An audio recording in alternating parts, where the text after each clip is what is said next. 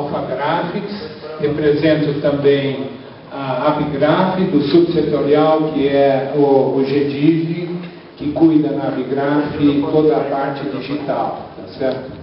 E a minha função agora aqui é moderar, é coordenar a palestra, então, do Sérgio Valente, que vai ser uma surpresa, uma novidade, pelo menos para nós, porque até agora as apresentações foram feitas pelo pessoal da PODI, por consultores da área gráfica, por fabricantes de equipamentos, por representantes de fabricantes de equipamentos e de software, e não temos aqui um segmento importantíssimo, que é a parte das agências de publicidade. Então, é com muito prazer que eu apresento o Sérgio Valente Gouveia, que é professor de marketing publicitário da CTO, que vai apresentar a vocês alguns casos que eu reputo de muito interessantes dentro desse nosso conceito. Certo?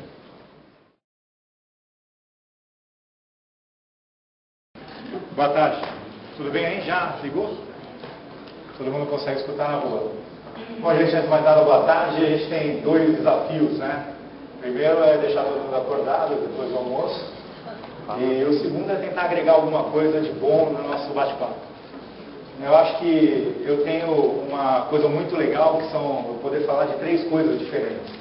A primeira é falar, como o Júnior fala, eu amo falar. Então é muito gostoso e muito tranquilo. A segunda é falar de cases de sucesso, né? De cases de coisas boas, a gente adora falar de coisas boas. E o terceiro é falar do nosso segmento, que é o segmento de comunicação, que é mais uma paixão da agência. E eu queria começar a falar com vocês, até mesmo para a gente poder situar, que pouca gente deve conhecer, mas quem é a CTO?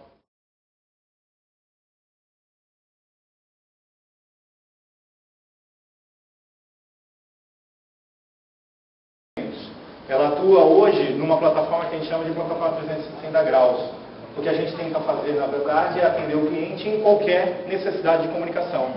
Seja ela marketing direto, seja ela campanha e assim por diante. Depois todo o restante, através do resultado que você propiciar, o marketing direto vem sim como uma das ferramentas de maior eficiência que a gente tem feito dentro da agência. Então, o que eu estou trazendo para vocês é um case que, além de tudo, me agrada muito pelo próprio formato, né, que é a Jaguar. Que, se a gente parar para pensar, o Jaguar como marca, é uma marca que é um ícone mundial. E quando nós estamos falando da Jaguar aqui no Brasil, eu estou falando da GDK, que é a representante da Jaguar no Brasil, nós não estamos trabalhando, e eu quero deixar claro isso, nós não estamos trabalhando em nenhum momento somente a área institucional da Jaguar, nós estamos trabalhando a questão de venda de automóvel Jaguar. E eu não estou falando de um carro qualquer, eu estou falando de um carro que parte de R$179 mil.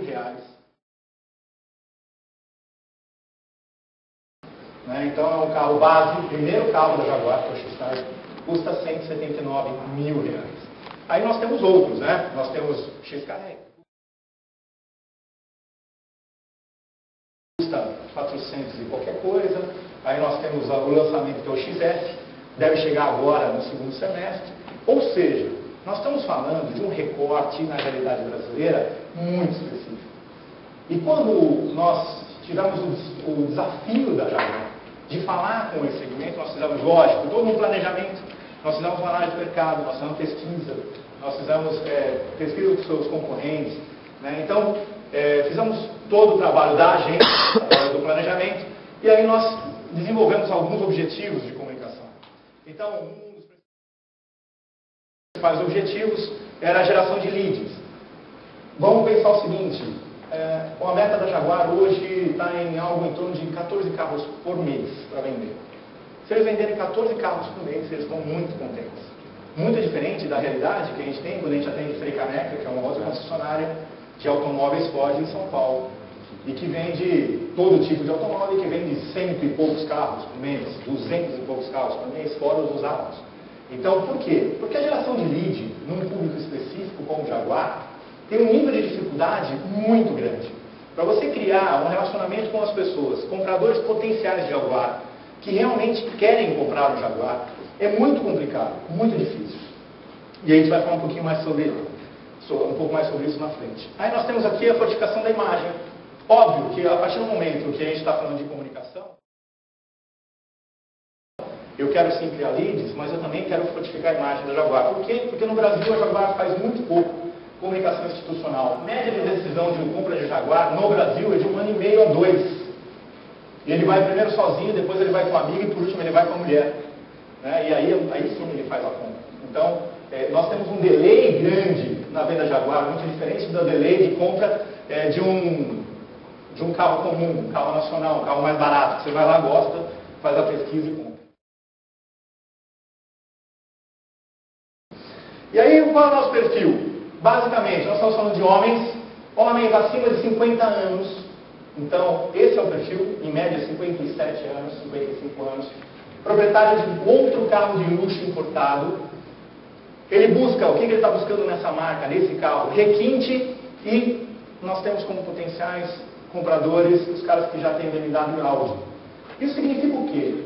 Que além de todos os fatores do próprio perfil socioeconômico desse consumidor já ser um dificultador no processo de a gente fazer o approach, a gente tem um outro dificultador. Por quê? Porque o cara não basta o cara ter dinheiro para comprar um Jaguar. Por quê? O cara que é o novo rico, que a gente chama, o cara que conseguiu um sucesso, e aí ele tem lá o seu dinheiro para estar investindo num carro, tem lá os seus 170, 200 mil reais para investir num carro, 300, 500, normalmente não é o primeiro carro que ele compra. O comprador de Jaguar, ele já tem um outro carro de luxo na garagem dele. Então ele tem normalmente uma BMW, um Audi, e aí vai, qualquer outro carro.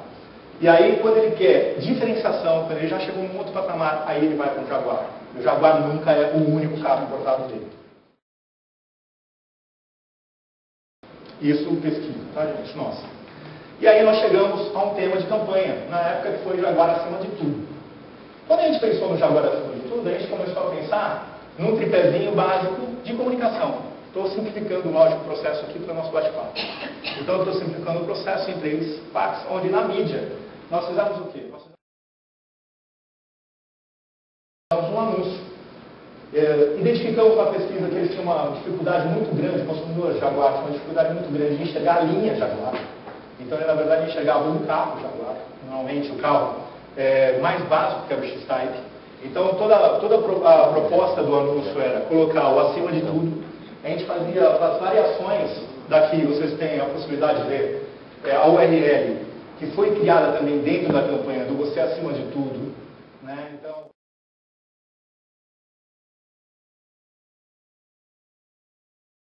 Você Acima de Tudo, jaguar.com.br. Esses anúncios, eles iam fazendo a variação semanalmente dos carros. E além de tudo, eles tinham uma outra coisa, que era posicionamento. Então, pela primeira vez, a gente conseguiu colocar um anúncio nos principais veículos jornais, no top do jornal. Na parte superior da página.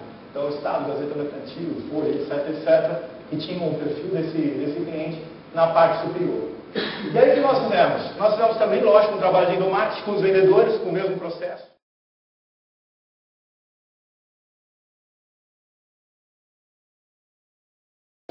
Que é o Você Acima de Tudo, com uma concorrência, com um processo de ganho de uma viagem para a fábrica do Jaguar, na Inglaterra, etc, etc. Estou passando rapidamente. E a questão de marketing direto, aonde é o que a gente vai falar. O que a gente fez? A gente trabalhou com algumas ferramentas. A primeira delas foi a mala direta mesmo, personalizada. Então essa mala direta, depois nós fizemos um e-mail personalizado e, lógico, fizemos um hot site personalizado com uma URL personalizada. Dando exemplo, José Antônio aí, voceacimadetudo.com.br.